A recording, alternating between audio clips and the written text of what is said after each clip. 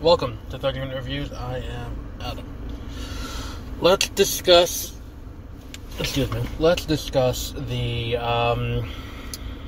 not the most recent animated Star Wars show, because that belongs to, if we're going based on date started, Resistance, if we're going based on date ended, the Clone Wars. We're going to talk about Rebels, which,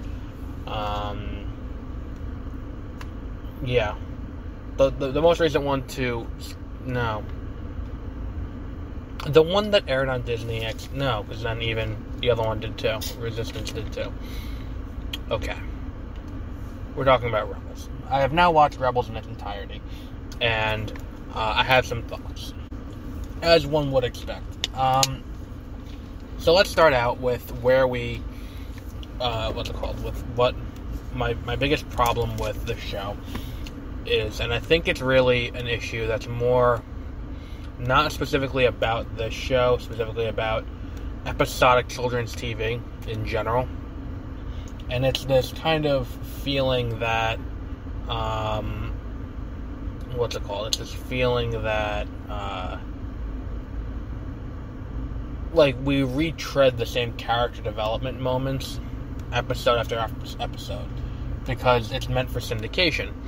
And you can have the same theme explored in multiple episodes, the same, like Ezra learning patience, or, all of that, and use that as kind of a frame for the episode, but it kind of is to the detriment of the character when it happens multiple times over the course of one season. That said, once they go to a more serialized nature, and I found this to be the case with a lot of TV, like if you watch Avatar: The Last Airbender, even Season 1 is more episodic in nature, where yes, there are plot points that tie together and things like that, but at the same time it kind of it exists on its own, and like each episode kind of self-contained, but each one kind of contributes to the larger story, but more so in Season 1 than Season 2 or 3. The end goal kind of doesn't get reached to the end. There's no mini goals all along the way, to get to it. Where it's by breaking it up in that way, you're kind of stuck. Everything's kind of more concise and following a main plot of the story. And with Rebels, you get something similar, where Season 1 is kind of very broad. The point is, we're going to have these characters get together and learn who the characters are and all of that. So in Season 1, it's pretty straightforward, simple in that regard.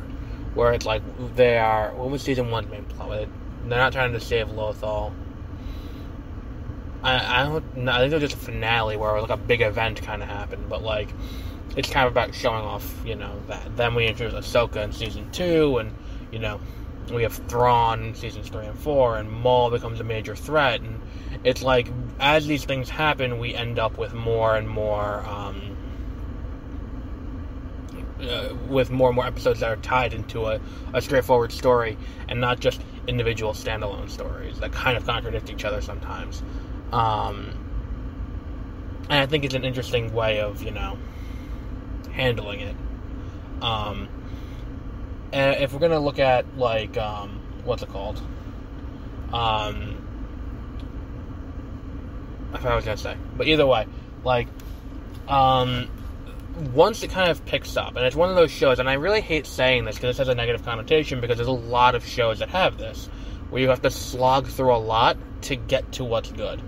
And, Agents of S.H.I.E.L.D. was one of those shows. We had to slog through most of Season 1 until you get to the episode that ties into the Winter Soldier, and then the show gets good. And then from then on, the show is stellar, with very few dips in quality. Doctor Who of the reboot, you have to slog through basically Eccleston's entire time as the Doctor, where he's great, and I love 9, but the show really picks up and really finds its identity when 10 comes on, when Tennant takes over.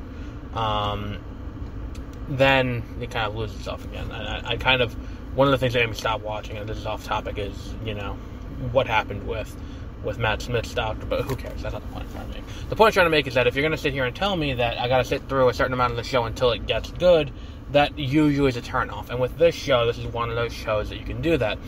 The difference is you can kind of just watch the first episode, or the first, I think it's like a 2 or 3 part opening, where it shows the team getting together, and then kind of skip ahead to season 2, to the finale. Skip most of season 1 because it doesn't really come back into play, and then go right to the finale, and you don't really miss too much. And it kind of will even itself out, and it'll make the show make a lot more sense to you. Not make a lot more sense, but it'll be a better viewing experience.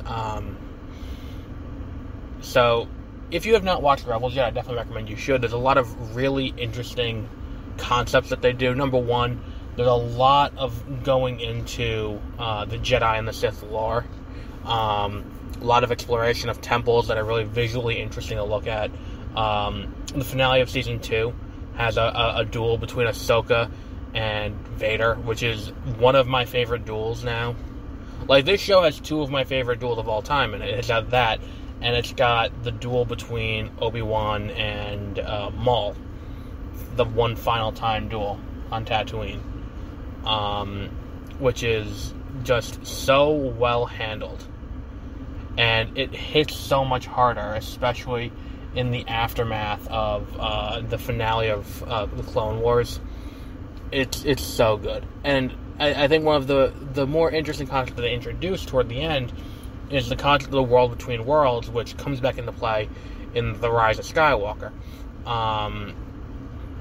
It does create a few philosophical questions and about Star Wars and about predetermined destiny and, how much of this can change and, was this always meant to be? And really those questions have existed for a long time because the concept of prophecies existed in the prequels, and there's a lot of things like that kind of come into play but are not really explored too much. Because, if you look at this, with the world between worlds that Rey is gazing into at the end of The Rise of Skywalker, and when she hears the voices of all the other Jedi, like Ahsoka and Obi-Wan and Anakin and Mace Windu and Qui-Gon Jinn, and you hear all their voices, that's her gazing into the world between worlds. That's confirmed in the novelization. And the issue with that is, it's did all of these Jedi just kind of, look to see, and know this is going to happen, and, there's nothing we can do to stop this, and this is the moment that, that things can change from, and it's if you look at where Ahsoka's pulled from, it's not contradictory to anything, and it'd be interesting. The world between worlds is such an interesting concept that I hope they explore further. And it'd be interesting if that becomes, to an extent, Rey's legacy. Is her using the world between worlds and kind of, in terms of bringing balance, going around to the Sith temples and finding out what was going on, the Jedi and the Sith temple, to finding out what was going on and the origins. That'd be an interesting framing device, I think, for a flashback movie about the origins of the Jedi and the Sith, is Rey finding this. So I think there's a lot that you can do still. This series does a lot to introduce wider concepts and really broaden the Star Wars universe in an interesting way. So if you have not watched it yet, I definitely recommend you do. I would just skip most of season 1. If I could give myself that advice when I started watching it, I would just skip most of season 1. So we'll be back with more stuff as the week goes on, and we'll be back with more. Have a great rest of your week.